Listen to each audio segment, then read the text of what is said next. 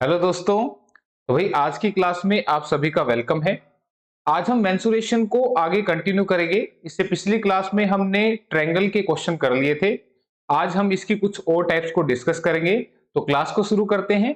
आज का पहला क्वेश्चन आपके सामने स्क्रीन पर। क्वेश्चन है कि एक आयत की लंबाई उसकी चौड़ाई की 3 गुनी है। यदि इस आयत का क्षेत्रफल 147 वर्ग मीटर हो तो इसका परिमाप ज्ञात करें। The length of a rectangle is 3 times of its breadth. If the area of rectangle is 147 meter square, then find its perimeter. तो सबसे पहले बात करते हैं कि रेक्टेंगल होती क्या है, कैसी दिखाई देती है, फिर उसके फार्मूले देखेंगे और फिर क्वेश्चंस पे आएंगे। ठीक है। तो यहाँ पे देखो, ये जो शेप है ये आपकी रेक्टेंगल की शेप है, जिसमें ये साइड इसके बराबर होती है जिसे आप लेंथ बोलते हैं, ये साइड इसके बराबर होती है जिसे आप ब्रेड्थ बोलते हैं यानी कि चौड़ाई। ठीक है। तो यहां से सबसे पहले हम बात करेंगे इसके परिमाप यानी कि पेरीमीटर की। पेरीमीटर, तो पेरीमीटर क्या होगा भाई? सारी साइड्स का टोटल। तो L plus B plus L plus B. तो L कितनी बार आ रहा है? 2 बार। और बी भी कितनी बार आ रहा है? 2 बार। ठीक है। तो दो कॉमन ले देंगे तो L प्लस बी। ठीक है। तो 2 टाइम L प्लस बी, ये इसके पेरीमीटर का फॉर्मूला है। आप इसको ऐसे भी याद रख सकते हैं कि L प्लस बी और इसी का ट्वाइस। भाई इनको ऐड करोगे फिर इनको भी ऐड करोगे तो जितना ये होगा उतना ही ये भी होगा, इसलिए इनको ऐड करके इसका आप ट्वाइस भी लिख सकते हैं। ठीक है। फिर अगर हम बात करें इसके क्षेत्रफल यानी कि एरिया की, तो एरिया सबको पता ही है क्या होता है? L इंटू बी, लंबाई गुना में चौड़ाई। ये क्या होता है? इसका एरिया होता है, क्षेत्रफल होता है। ठीक है। इसके अलावा हम बात करेंगे यहाँ पे इसके डायगोनल के बारे में, जो कि यहाँ पे ये सारे एंगल क्या होते हैं? 90 डिग्री के होते हैं। ठीक है, सभी 90 डिग्री के होते हैं। तो ये आपकी एक समकोण त्रिभुज बन रही है। ठीक है। जिसमें 90 के सामने क्या होता है? हाइपोटेन्यूज यानी कि कर्ण। तो ये सबसे बड़ी भुजा है, ये इसका डायगोनल होगी और ये किसके बराबर होगी? L square plus B square का रूट। ये मैंने आपको लास्ट क्लास में भी बताया था कि पाइथागोरस थ्योरम से सबसे बड़ी साइड अगर आपको निकालनी हो तो दोनों छोटी साइड के स्क्वायर का सम करके रूट ले दें, आपके पास बड़ी साइड आ जाएगी। ठीक है। तो इसके अंदर एक ये और एक इधर से भी दो डायगोनल होंगे इसमें टोटल, और दोनों ही क्या है? बराबर होंगे। ठीक है। दोनों की लेंथ क्या होगी? बराबर होगी। तो डायगोनल की जब भी बात बोले तो आप इसको लें या इसको लें, दोनों सेम ही है। ठीक है। और इसके जो डायगोनल होते हैं, विकर्ण जो होते हैं, वो बाइसेक्ट करते हैं। बाइसेक्ट का मतलब क्या? दो इक्वल पार्ट्स में डिवाइड करते हैं। मान लो अगर ये वाला डायगोनल 30 सेंटीमीटर है तो ये भी 30 सेंटीमीटर होगा। 15 इधर 15 इधर 15 इधर 15 इधर, ये है बाइसेक्शन का मतलब। ठीक है। तो डायगोनल यहां पे आप लिखेंगे विकर्ण। क्या होता है डायगोनल? इसका डायगोनल होगा this is L square plus B square under the root. ठीक है भाई, क्लियर है? तो ये हो गए फार्मूले। अब चलते हैं क्वेश्चन की तरफ।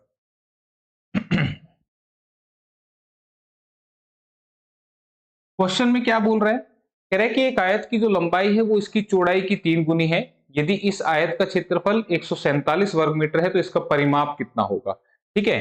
तो यहाँ पे डायग्राम में आपको जो लेंथ दे रखी है वो ब्रेड्थ की 3 टाइम दे रखी है। इसका मतलब अगर ये x है तो ये 3x है। ठीक है भाई। लंबाई जो है वो चौड़ाई की 3 गुनी दे रखी है। ठीक है। अब मुझे बताओ इसके अकॉर्डिंग एरिया कितना होगा? L इंटू में बी। L इंटू में बी, ये कितना है? 147। ठीक है। तो 3 से हमने इसको काट दिया तो 3 चौके 12, 3 ही में 27। तो एक्स स्क्र की वैल्यू आ रही है 49। और एक्स की वैल्यू कैसे निकलेगी? स्क्वायर हटाएंगे तो रूट बनेगा और ये आएगी 7। ठीक है। यानी कि हमें जो एक्स है वो 7 पता लग चुका है। यानी कि जो लेंथ है वो 7 इंटू 3 कितनी बनेगी? 21। और ये कितनी बनेगी? 7।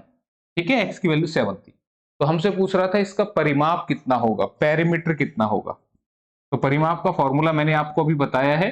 अगर याद नहीं भी रहता है तो कोई बात नहीं, 21 और 7 28। 28 ये हो गया तो ये भी 28 बनेगा, तो 28 का डबल यानी कि 56 इसका आंसर बन जाएगा। ऑप्शन नंबर 1 में लिखा हुआ है। ठीक है। फॉर्मूला मैंने आपको बताया था ये।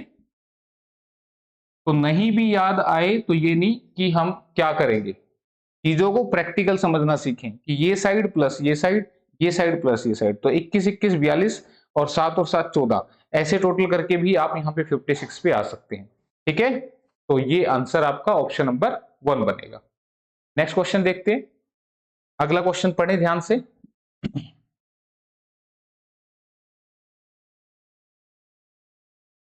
किसी आयत के एक विकर्ण तथा क्षेत्रफल की माप क्रम से 25 सेंटीमीटर तथा 168 सेंटीमीटर है, तो आयत की लंबाई कितनी होगी? Find the length of rectangle whose diagonal and area is 25 centimetre and 168 centimetre square respectively. तो अब देखो, सबसे पहले इसको बना लेते हैं, थोड़ा सा एक आइडिया आपको मिल जाएगा कि क्या दे रखा है। यहाँ पे ये डायगोनल जो है वो 25 दे रखा है, क्लियर है। ये विकर्ण जो है वो 25 सेंटीमीटर आपको दे रखा है। तो याद करो, मैंने जब आपको राइट एंगल ट्रायंगल बताई थी, मैंने बताया था ना समकोण त्रिभुज बन रही है, तो राइट एंगल ट्रायंगल में मैंने आपको 7, 24, 25 का एक ट्रिपलेट लिखवाया था, लास्ट क्लास में करवाया था मैंने। तो जिस बच्चे को ये याद था, उस बच्चे के लिए क्वेश्चन था कितनी देर का, कि अगर ये 25 है तो ये हमारी कितनी बनेगी 7, और ये कितनी बनेगी 24, 7, 24, 25। ठीक है, ये बन गया था हमारा। तो अब मुझे बताओ, यहां से अगर मैं कहूं कि मुझे एरिया निकाल के दिखाना, तो तुम कहोगे एरिया होगा L इंटू बी, यानी कि 24 गुना में 7। तो 7 चौके 28, 7 दूनी 14 और 2 16, तो 168 सेंटीमीटर स्क्वायर ये एरिया बन रहा है। और यही क्वेश्चन में दे रखा था ना। तो पूछ रहा था आयत की लेंथ कितनी होगी, लंबाई कितनी होगी, तो आंसर कितना बन गया 24। तो 24 जो है ऑप्शन नंबर 2 में लिखा हुआ है, क्लियर। तो इन चीजों को याद रखोगे तो क्वेश्चन इतने फास्ट चलेंगे। एग्जामिनर आपसे पूरा डिटेल नहीं लिखवाना चाहता, डिटेल से करोगे तो फिर तुम इस एक ही क्वेश्चन पे लगे रहोगे, ठीक है। तो ऐसा ना करें। तो इसका जो आसान तरीका था वो मैंने आपको बता दिया। तो नेक्स्ट क्वेश्चन की तरफ बढ़ते हैं। नेक्स्ट क्वेश्चन,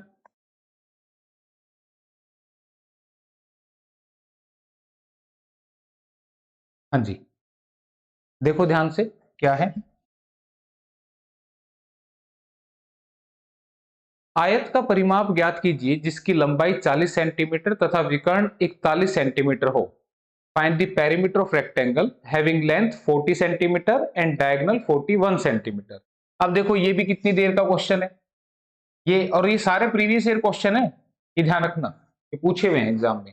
आयत का परिमाप बताना है जिसकी लंबाई 40 है, ये 40 दे दी, और डायगोनल कितना दे दिया 41। तो मैंने आपको बताया था 9, 40, 41 का ट्रिपलेट, याद है 9, 40, 41। मैंने सिर्फ वही लिखवाए थे जो ज्यादातर यूज होते हैं, ठीक है। तो ये 9, 40, 41 हम करेंगे तो ये ब्रेड्थ जो चौड़ाई है वो हमें 9 मालूम पड़ जाएगी।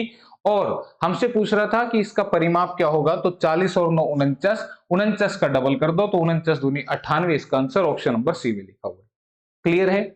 फिर भी अगर आपको ये 9 ना निकालना है, ट्रिपलेट याद ना आए, तो आप क्या करना, ये क्या है हाइपोटेन्यूज, कर्ण है, सबसे बड़ी साइड है, ये हमारा कैसे निकलेगा 41 का स्क्वायर माइनस 40 का स्क्वायर अंडर द रूट। ठीक है, पाइथागोरस मैंने सिखाई थी आपको कि किस तरह से लगानी है। जब बड़ी साइड दे रखी होती है तो इसके स्क्वायर में से इसका स्क्वायर माइनस करते हैं, ये ए स्क्वायर माइनस बी स्क्वायर, तो आप लिखेंगे ए प्लस बी और ए माइनस बी। ठीक है, तो 41 और 40 81, और ये बनेगा 1, और 81 का रूट कितना बनेगा 9। ठीक है, तो याद कर लो, देखो कितने फास्ट चलेंगे आंसर। ठीक है, तो पेरीमीटर का मैंने बता दिया 40 और 9 49, 49 का डबल कर देना, ठीक है, तो 98 बन जाएगा। नेक्स्ट क्वेश्चन,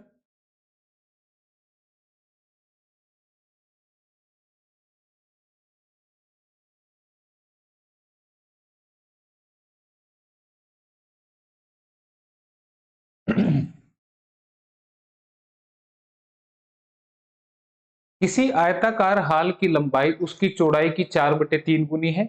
यदि हाल का क्षेत्रफल 300 वर्ग मीटर हो तो हाल की लंबाई और चौड़ाई में कितना अंतर है। Length of rectangular hall is 4/3 times of its breadth. If area of hall is 300 square metre, then what is the difference between the length and breadth of hall.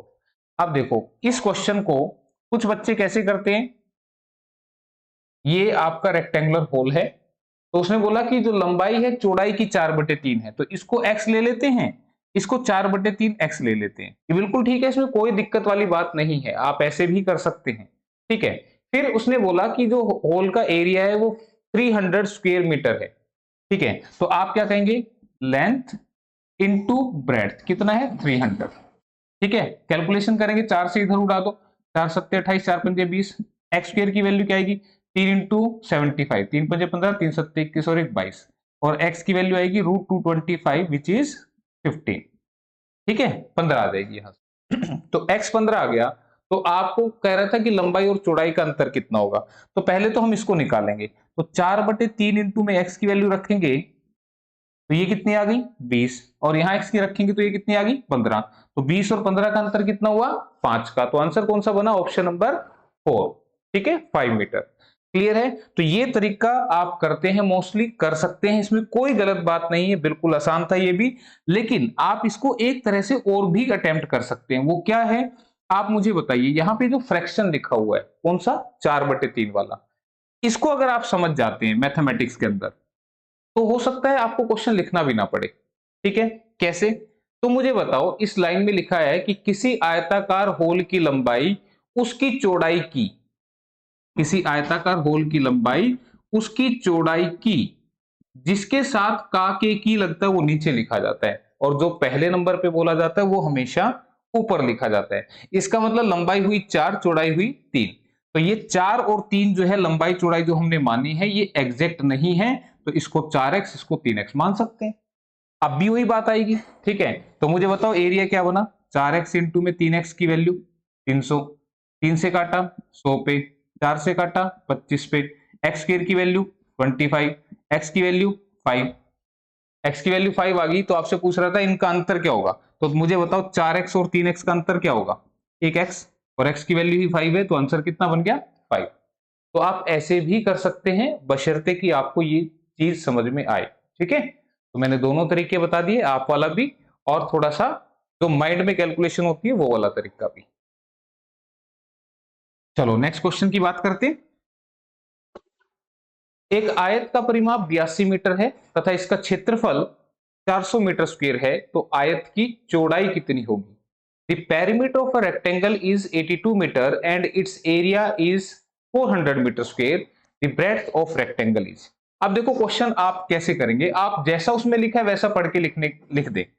आयत का परिमाप क्या होता है twice of L plus B, ये कितना दे रहा है आपको 82, कोई दिक्कत इसमें। फिर इसका एरिया, अच्छा पहले इसको यहां से थोड़ा सा सिंप्लीफाई कर लेते हैं।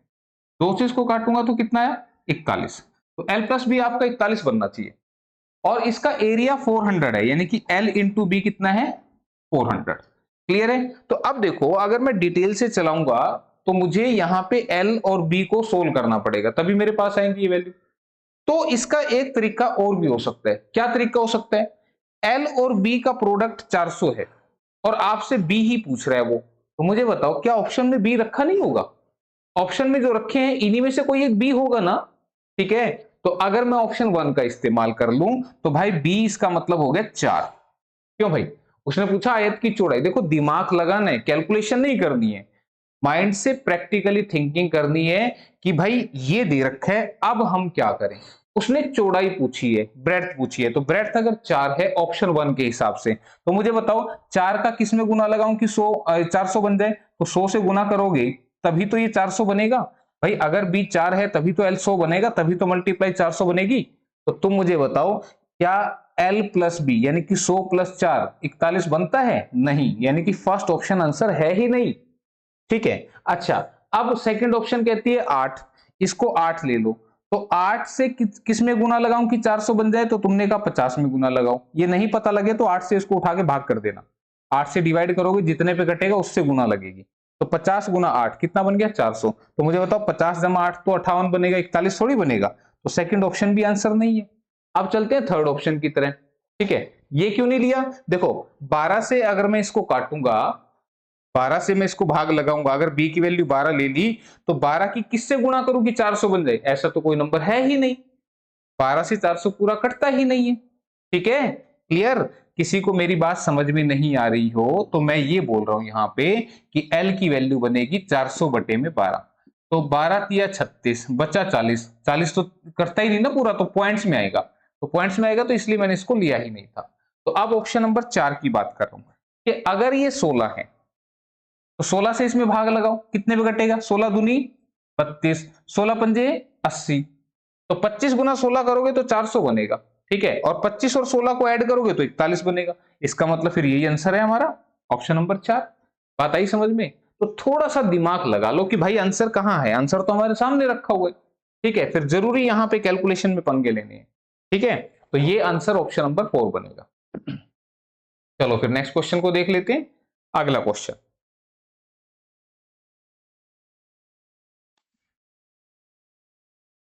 किसी आयताकार खेत के चारों ओर बाड़ लगाने का खर्चा 7.5 रुपए प्रति मीटर की दर से 600 रुपए होता है। यदि इसकी लंबाई 24 मीटर हो तो उसकी चौड़ाई कितनी होगी? The cost of fencing a rectangular field at ₹750 per metre is ₹600 if its length is 24 metre then find its breadth. ठीक है, तो एक बार थोड़ा सा क्वेश्चन एक बार मैं एडजस्ट कर दूं, 1 मिनट यहां से, ताकि मैं आऊं तो मेरे सिर पे क्वेश्चन ना आ जाए।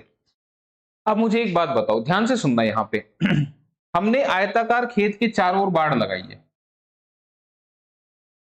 ये हमारा आयताकार खेत है और हमने यहां पे लगा दी इसके बाड़। ठीक है भाई, ये हमने बाड़ लगा दी। तो बाड़ कहां लगी पहले तो बताओ? पेरीमीटर पे लगाई। कहां लगी? परिमाप पे लगाई। ठीक है, अब 7.5 रुपए 1 मीटर का खर्चा था और 600 रुपए टोटल खर्चा आ गया। तो एक प्रैक्टिकल से एग्जांपल बोल के बताता हूं मैं आपको।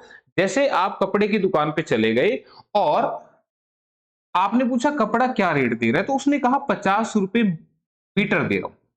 50 रुपए पर मीटर का मतलब 1 मीटर कपड़ा 50 रुपए का है। सिंपल से वर्ड बोलूंगा मैं, तो तुमने वहां पे 400 रुपए का कपड़ा ले लिया। ध्यान से सुनना, तुमने रेट पूछा, उसने बोला कि 50 रुपए मीटर है और मैंने कहा तुमने 400 रुपए का कपड़ा उस दुकानदार से ले लिया, तो तुमने कितने मीटर कपड़ा खरीदा? तो तुम कहोगे सर जी 400 रुपए का खरीदा, 50 रुपए का 1 मीटर था, इसका मतलब हमने 8 मीटर कपड़ा खरीद लिया। क्या ये बात समझ में आई? तो 8 मीटर कपड़ा तुमने खरीदा। तो ये प्रैक्टिकल बात मैंने की, यही प्रैक्टिकल बात मैं यहां करता हूं। यहां पे टोटल लगे 600 रुपए और 1 मीटर के थे 7.5 रुपए। तो अगर मैं इस 600 रुपए को 7.5 रुपए से डिवाइड कर दूंगा तो आपको तार की लंबाई पता लग जाएगी। क्या पता लग जाएगी? तार की लंबाई, एल फॉर लेंथ। ठीक है, तो कर देते हैं, इसका पॉइंट हटा के 10 लिख दो, काट दो। 25 या 75, 25 दूनी 50, 25 दूनी 50। ठीक है, तो ये कितना बन गया? 25 या 75, 25 दूनी 50, 10 बच गया, 25 चौके 100, 4 पे कटेगा भाई, और 3 से कटाइए 8 पे, ये 80 आ गया। ठीक है, तो तार की लंबाई आ गई 80 मीटर। इस बात में मेरे ख्याल से अब किसी को दिक्कत नहीं होनी चाहिए। मैंने क्या बताया कि जो टोटल खर्चा है उसको 1 मीटर के खर्चे से डिवाइड कर दूंगा तो मुझे पता लग जाएगा कि हमारी तार कितने मीटर लगी है। 80 मीटर तार लगी है। तो अब यहां से तुम बुझाओ, ये जो तार लगाई वो कहां लगाई थी? इसके पेरीमीटर पे लगाई थी, इसके परिमाप पे लगाया था। तो लंबाई 80 मीटर है, तो यानी कि परिमाप जो है वो किसके बराबर आ गया? 80 मीटर, क्योंकि तार तो ये सारे में लगा रखी है ना, तो यही तो पेरीमीटर था, इसकी वैल्यू 80 आ गई। तो 2 से काटूंगा तो एल प्लस बी कितना आ जाएगा? 40। एल प्लस बी 40 आ गया। तो कह रहा है कि लंबाई अगर 24 है तो चौड़ाई कितनी होगी? तो लंबाई अगर 24 है तो मुझे बताओ बी कितना हो कि ये 40 बन जाए? तो तुमने कहा 16 होगा तभी 40 बनेगा। ठीक है भाई, ठीक। तो 16 जो मीटर है वो इसकी चौड़ाई आ गई और यही पूछना चाह रहा था इस क्वेश्चन में। तो आंसर देख लेते हैं, ऑप्शन नंबर 1 में लिखा है भाई। आसान था ये तो। मुझे बताओ कितनी देर लगती है क्वेश्चन में, बशर्ते कि ये कंसेप्ट आपके दिमाग में हो। ठीक है, तो कंसेप्ट पे जोर देना है, क्वेश्चन अपने आप हो जाएगा। तो L प्लस बी 40 था, L की वैल्यू 24 थी, तो B की वैल्यू के लिए 40 में से 24 माइनस कर दो तो ये 16 आ जाएगा। ठीक है, ये करना था। नेक्स्ट क्वेश्चन, अगला क्वेश्चन देखो क्या कहता है।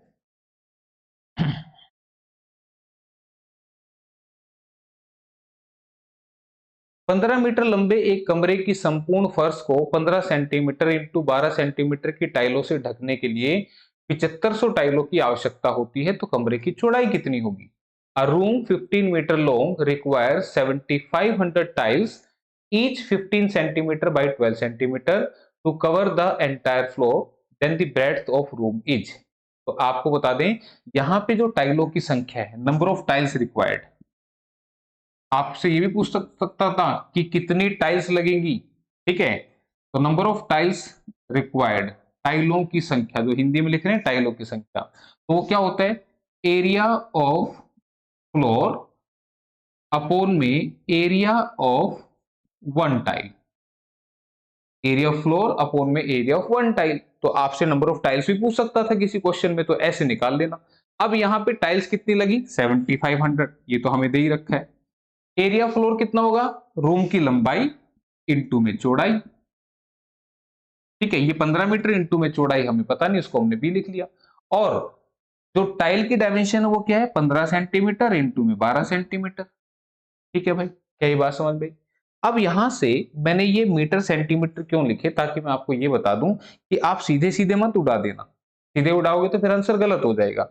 ये सेम होंगी यूनिट, तभी आप इसको उड़ा सकते हैं। तो हम इसको नीचे वाले को क्या करते हैं, मीटर में से कन्वर्ट कर लेते हैं, सेंटीमीटर से मीटर बना लेते हैं।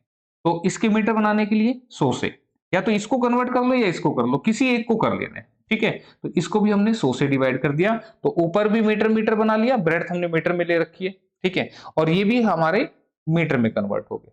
अब उड़ा दो। अब उड़ाऊंगा तो देखो 15 से 15 उड़ गया। ठीक है, अब ये जो 100 है ऊपर चले जाएंगे। ठीक है, तो ये कितना बनेगा, इधर लिख रहा हूं 7500 इक्वल टू, ये 100 ऊपर चले गए तो 100 इंटू में 100 इंटू में बी अपोन में क्या बच गया, 12 बच गया। ठीक है, यहां तक समझ में आई?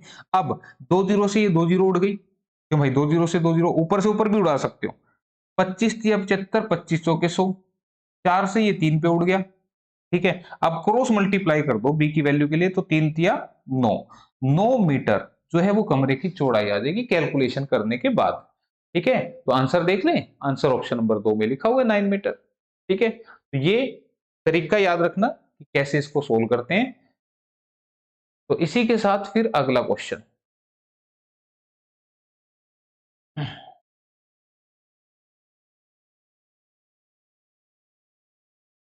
ठीक है, अब दिख रहा होगा।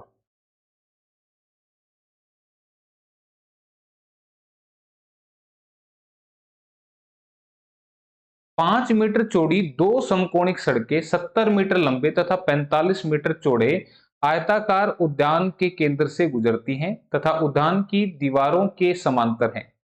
100 रुपए प्रति मीटर स्क्वायर की दर से सड़क बनाने की लागत ज्ञात कीजिए। Two cross road each of width 5 metre runs at right angles through the centre of a rectangular park of length 70 meter and breadth 45 meter and parallel to its side. Find the cost of constructing the roads at the rate of 100 rupees per meter square. तो पहले तो ये जो question है, पहले मैं आपको बना के दिखा दूं कि इस क्वेश्चन में बोला क्या हुआ है। यहां पे पहले तो एक आयताकार रेक्टेंगुलर हमारे पास उद्यान है, या आप इसको क्या बोलेंगे, पार्क बोलेंगे। ठीक है, उद्यान मतलब पार्क। तो एक पार्क है जिसमें दो समकोणिक सड़कें हैं 70 मीटर और 45 मीटर। ठीक है, ये 70 मीटर इसकी लंबाई है और 45 मीटर इसकी चौड़ाई है, और इसके बीचों बीच ऐसे दो सड़कें गुजर रही हैं, और ये 5-5 मीटर चौड़ी है। ये 5 मीटर इधर है, 5 इधर है। ठीक है, 5 मीटर चौड़ी दो समकोणिक सड़कें, समकोणिक का मतलब क्या है, एक दूसरे को 90 डिग्री पे कट कर रही है। तो ये देखो 90 पे कट कर रही है ना एक दूसरे को, तो ये समकोणिक है। इसमें दो केस और बनते हैं, बताऊंगा, सारे लिखूंगा मैं अभी। ठीक है, ताकि आपको ये समझ में आ जाए। फिर कह रहे हैं कि उद्यान की दीवारों के समांतर है, तो 100 रुपए मीटर की दर से सड़क बनाने की लागत। तो पहले मुझे एरिया पता करना पड़ेगा, तभी मैं यहां से जो है पोस्टिंग निकाल सकता हूं। तो मुझे ये एरिया निकालना पड़ेगा। तो यहां से ध्यान रखना एरिया निकालने का formula, this is X L plus B minus X. देखो ये फॉर्मूला याद करोगे तो तुम्हारे लिए बहुत बढ़िया होगा। डिटेल बताऊंगा तो डिटेल में ये थोड़ा सा लंबा हो जाएगा, पर इससे ये बड़ा फास्ट हो जाएगा। ठीक है, तो अगर किसी भी पार्क के अंदर, रेक्टेंगुलर पार्क के अंदर बीचों बीच 90 डिग्री पे दो सड़क कट कर रही है, तो इनका एरिया निकलता है X L plus B minus X से। जहां पे एक्स क्या लेना है, रास्ते की चौड़ाई, तो मैं फटाफट से एरिया निकाल देता हूं। एरिया इक्वल टू एक्स क्या लेना है, रास्ते की चौड़ाई जो कि है 5 मीटर, एल कितना लेना है 70, बी कितना लेना है 75, और माइनस में करेंगे 5। तो 5 इंटू में ये कितना बन गया 70 और 40 110। ठीक है भाई, 45 में से 5 गए 40 बचा ना, तो 40 और 70 मैंने 110 लिख दिया। तो ये कितना बन गया 550 मीटर स्क्वायर। तो देखो कितनी फटाक से हमारा एरिया आ गया ना फटाक से। पूछ रहा था सड़क बनाने की लागत, कॉस्ट पूछ रहा था। तो मुझे बताओ 1 मीटर स्क्वायर सड़क की कीमत है 100 रुपए, तो 550 की कितनी होगी, तो 55,000। 55,000, 55 इंटू 1 करेंगे तो 55 और 3 जीरो पीछे चिपका देना, तो 55,000 कहाँ लिखा है? ऑप्शन नंबर 3 में लिखा हुआ है 55,000 रुपीज। बात आई समझ में? ये आपका आंसर है, थर्ड ऑप्शन। ये करना था इसमें। क्लियर? तो इसको याद रख लेना, तुम्हारा फायदा होगा इस बात से। इसके अलावा यहाँ पे 2 क्वेश्चन और बनते हैं। एक में ये रास्ता ऐसे बनता है अंदर की तरफ, इस तरह से, ये x मीटर चौड़ा रास्ता है, ये L है, ये B है, ठीक है, इनसाइड पाथ। ये इनसाइड पाथ है तो इसका एरिया क्या होगा? This is 2x L plus B minus 2x। ध्यान रखना ये दोनों फार्मूले सेम है, यहां x के साथ मैंने 2 लिख दिया है, तो याद रखना इस फार्मूले को। तो ये अगर अंदर की ओर रास्ता बनाया गया है, इसमें लंबाई और चौड़ाई के समांतर, इसमें बोलेगा लेंथ और ब्रेड्थ के पैरेलल रास्ता बनाया है, उसमें क्या बोला था? परपेंडिकुलर बनाया है। और तीसरा वाला कौन सा बनेगा? ये L है, ये B है, और इसके बाहर की ओर रास्ता बना दिया। रास्ता कहां बना दिया? आउटसाइड। तो जब बाहर की ओर रास्ता बनेगा पार्क के, तो उस टाइम पे एरिया याद रखना, this is 2x L plus B plus में 2x। याद रहेगी बात? जब बाहर रास्ता बनेगा तो प्लस लगेगा, ये दोनों सेम है, बस प्लस और माइनस का फर्क है। और जब भी रास्ता अंदर बनेगा, जब भी रास्ता अंदर बनेगा तो माइनस के साथ लेना है, ठीक है। परपेंडिकुलर बने तो 2 नहीं लगाना, इनमें 2 लगाना है, ये आपका आंसर। और सेम क्वेश्चन आपका स्क्वायर पर भी अप्लाई होगा, वर्ग पर भी।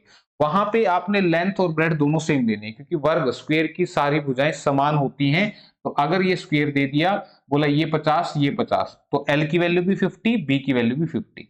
बस फिर अलग से फार्मूला याद रखने की जरूरत ही क्या है, ठीक है। तो ये चीजें याद रख लेना जो मैंने बताई हैं। इसी के साथ फिर अगला क्वेश्चन देख लेते हैं भाई, और स्क्वायर का ही आ गया, लो वर्ग कहते ही आ गया।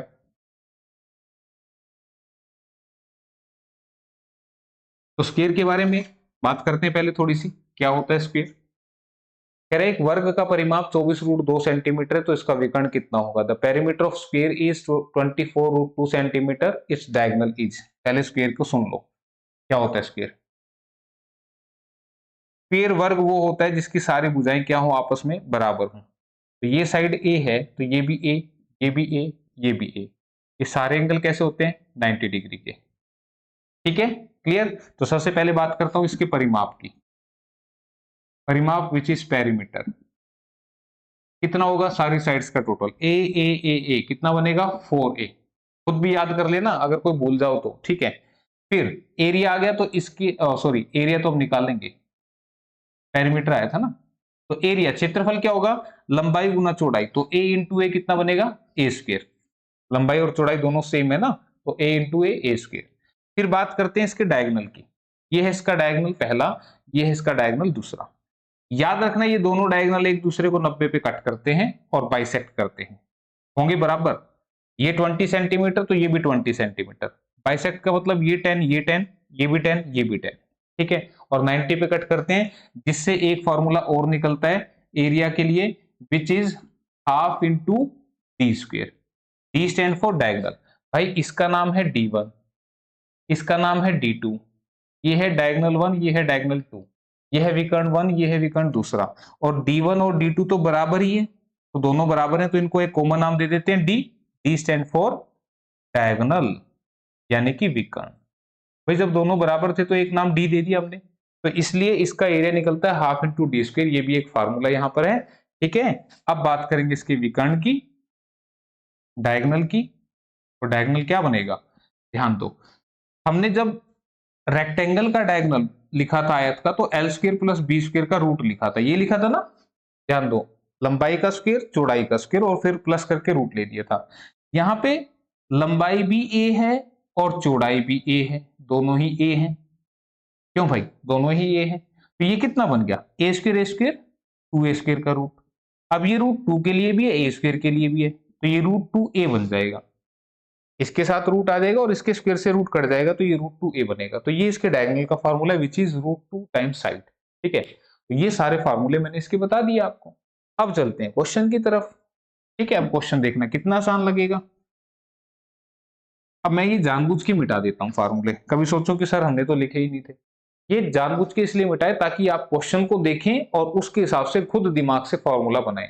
एक वर्ग का परिमाप 24√2 सेंटीमीटर है, तो मुझे बताओ वर्ग का परिमाप तो 4 ही था, इसकी वैल्यू 24√2 है, तो 4 से कटा 6 पे, तो साइड की वैल्यू आ गई 6√2।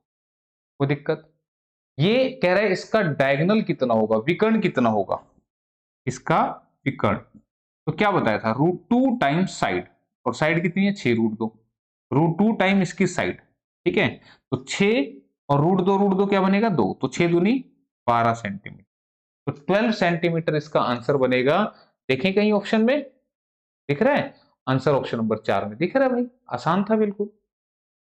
ये चीजें पता है तो क्या दिक्कत है, ठीक है, ये करना था आपने। चलो अगला क्वेश्चन ले लेते हैं फिर। नेक्स्ट क्वेश्चन, एक वर्ग के विकर्ण की लंबाई a सेंटीमीटर है, तो वर्ग का क्षेत्रफल कितना होगा। The diagonal of square is a centimetre, then the area of the square is. ये तो बिल्कुल ही बच्चा क्वेश्चन है। कैसे, मैंने आज आपको एक फार्मूला बताया कि हाफ इंटू डायगोनल का स्क्वायर, और डायगोनल है a, तो a का स्क्वायर, ठीक है। हाफ इंटू डी स्क्वायर मैंने फॉर्मूला बताया आपको, तो उससे आप एरिया निकाल सकते हैं। तो आंसर कितना बनेगा, this is a square by 2। तो सीधा सीधा फॉर्मूला लग गया, ये तो और भी फास्ट हो गया है ना। तो आंसर क्या बनेगा, a square by 2, option number 4 में। क्लियर है, कोई डाउट यहां तक? मेरे ख्याल से नहीं होना चाहिए, बिल्कुल आसान क्वेश्चन था। इसी के साथ फिर चलते हैं नेक्स्ट क्वेश्चन की। हाँ जी, ये वाला ये क्वेश्चन जो आपको दिखाई दे रहा है, ये पीआरटी में पूछा हुआ था 2022 में, है ना। कि एक वर्ग के चारों ओर फेंसिंग करने के क्रम में 36 खंभों को स्थायी किया गया। यदि दो क्रमागत खंभों के मध्य दूरी 6 मीटर हो, तो इस वर्ग का क्षेत्रफल क्या होगा। In order to fence a square, fixed 36 poles were used. If the distance between the two consecutive poles is 6 meter, then the area of square is। अब ध्यान से सुनना, यहां पे मैं जो बात समझाऊंगा दो तरीके से समझाता हूं, जिसको जो तरीका अच्छा लगे उससे कर लेना। तो मुझे बताओ, यहाँ 36 खंबे लगाए हैं, 1 2 3 4 5, ऐसे 36 खंबे लगाए हैं, ठीक है। और दो खंभों के बीच का गैप है 6 मीटर, ठीक है भाई, ध्यान से सुनना, 6 मीटर। तो दो खंभों के बीच 6 मीटर है, तो ये भी 6 मीटर होगा, ये भी 6 मीटर होगा, ये भी 6 मीटर होगा, ठीक है। क्लियर है ये बात? तुम यहां पे देख के बताओ कि दो खंभों के बीच में गैप 1 है। देखो खंभे 2 थे तो गैप कितना था 1। तीन खंभे हैं, 1 2 3, गैप कितने हुए 2। चार खंभे हैं, 1 2 3, 5 खंभे हैं, तो गैप कितने हुए 1 2 3 4। तो मैं यहां पे ये बताना चाह रहा हूं कि खंभे जितने हैं उससे कम एक गैप है, ठीक है। तो यहां पे जब हम कितने खंभे लगाएंगे 36, ये पहला था ये दूसरा था, ये पहला खंभा दूसरा खंभा तीसरा खंभा, ऐसे जब मैं लगाऊंगा 36 खंभे, तो गैप कितने बनेंगे 35 गैप बनेंगे। तो 35 इंटू में 6, ये बनेगा टोटल डिस्टेंस यहां से पहले से 36 खंभे के बीच में। लेकिन ध्यान दो, इन 36 खंभों को जब हमने बाउंड्री पे लगाया था, तो यहां पे ये लास्ट वाला यहां पे आया, तो इसको भी तो मिलाना पड़ेगा ना। तो इसको भी तो मिलाएंगे। देखो मैंने क्या कहा, ये पहला खंभा है, दूसरा तीसरा चौथा पांचवा छठा सातवां, ऐसे अप टू ये 36 खंभा लग गया। ये पहला वाला था, ये 36वां लग गया, 36 खंभे हमने लगा दिए इसके चारों। ये जो लास्ट वाला 36 लगेगा, इसके बाद इसको भी तो तार से जोड़ना पड़ेगा। यानी कि इस वाले पोल को, लास्ट वाले को इस फर्दर पहले वाले से भी तो जोड़ना पड़ेगा ना, ये ऐसे। तो इसमें एक 6 मीटर और लगेगा जोड़ने के लिए। अगर नहीं जोड़ूंगा तो फिर ये दोनों खंभे इकट्ठे ऐसे आ जाएंगे। ध्यान दो, अगर यहीं पे पहला खंभा और 36वां भी यहीं आ गया, तो फिर ये दो तो इकट्ठे हो गए ना, तो इनमें 6 मीटर का गैप तो बना ही नहीं। तो इस 6 मीटर के गैप के लिए यहाँ पे मैंने 6 मीटर और जोड़ दिया, ठीक है। तो ये जो टोटल डिस्टेंस आएगा कितना आएगा, 6 पंजे 30, 6 3 18, 3 21, 210 प्लस 6 216 मीटर। ये 216 मीटर यहाँ इन खंभों के बाहर की बाउंड्री आ गई, जो कि किसके बराबर है, पेरीमीटर के बराबर। तो पेरीमीटर कितना है 4a, तो 4a की वैल्यू है 216, a की वैल्यू निकाल लेते हैं। a की वैल्यू कितनी आ गई 54, ठीक है। क्लियर, ये बात समझ में आई। ये बात अगर समझ में आ गई तो वेल एंड गुड, नहीं समझ में आई तो फिर इसका दूसरा तरीका। साइड हमें पता लग चुकी है 54, और हमसे पूछना चाह रहा था कि इसका एरिया कितना होगा। तो साइड पता लग गई तो फिर एरिया भी पता लग जाएगा। ठीक है, तो एरिया क्या होता है, पहले एरिया निकाल देता हूं, फिर दूसरा तरीका बताऊंगा साइड का स्क्वायर। तो 54 का स्क्वायर करना है। अब 54 का स्क्वायर कैसे करेंगे, सुनो। 4 का स्क्वायर कितना 16, 5 का स्क्वायर कितना 25, 4 का स्क्वायर 16, 5 का स्क्वायर 25। अब 5 4 जा 20, 22 जा 40, 500 के 20 दूनी 40, तो 40 लिखना है राइट से एक पोजीशन छोड़ के। हाँ बेटे, अच्छा बेटे आ रहा हूं अभी, ठीक है।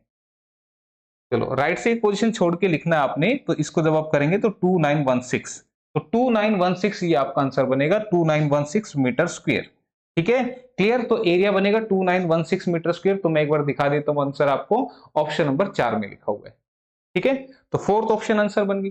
तो ये है इसका एक तरीका, और किसी बच्चे को ये तरीका नहीं समझ में आया तो एक तरीका और बता देता हूं।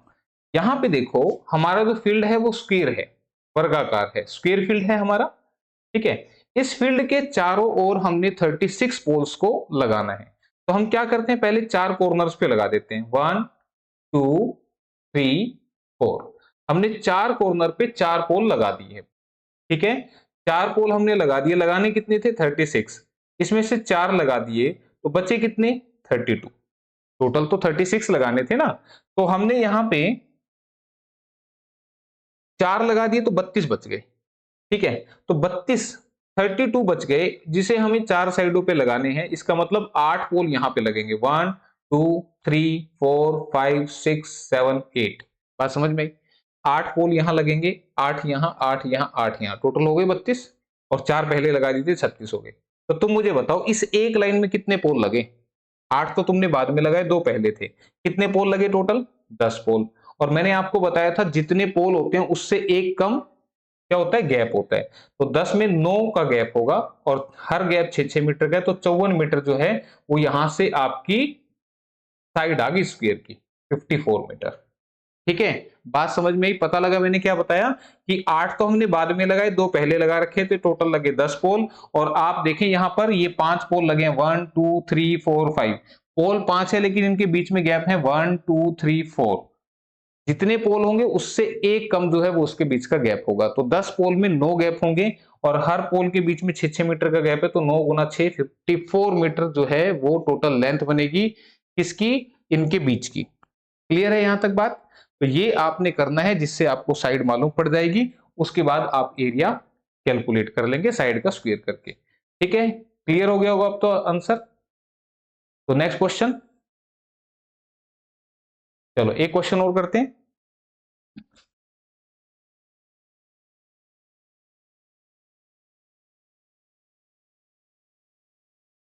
8 सेंटीमीटर लंबाई और 6 सेंटीमीटर चौड़ाई की एक कागज की शीट पर 2 सेंटीमीटर भुजा वाले कितने वर्ग बनाए जा सकते हैं। How many squares of each side 2 centimetre can be drawn on a paper sheet of length 8 centimetre and breadth 6 centimetre. तो कितने स्क्वेयर बनाए जा सकते हैं, उसके लिए आपने क्या करना है, जिस एरिया में से स्क्वेयर काटने हैं ऊपर वो वाला लिख दो, और जो स्क्वेयर काटेंगे उस स्क्वेयर का एरिया नीचे लिख दो। ठीक है, तो आप मुझे बताइए, ये हमारी शीट थी 8/6 की, तो ये क्या है, एरिया ऑफ शीट। और हमने इसमें से क्या काटने हैं, स्क्वायर काटने, वर्ग काटने। तो स्क्वायर का एरिया क्या होगा, L इंटू बी। तो लंबाई चौड़ाई दोनों सेम ही होती है स्क्वायर में, तो 2 इंटू 2। तो ये आपका आंसर बनेगा 2 चौके 8, 2 तिया 6 और 4 तिये 12। तो टोटल 12 स्क्वायर काटे जा सकते हैं। ठीक है, आंसर क्या बनेगा, ऑप्शन नंबर थर्ड। ठीक है, फिर भी किसी बच्चे को समझ में नहीं आया तो प्रैक्टिकल सी बात है, देखो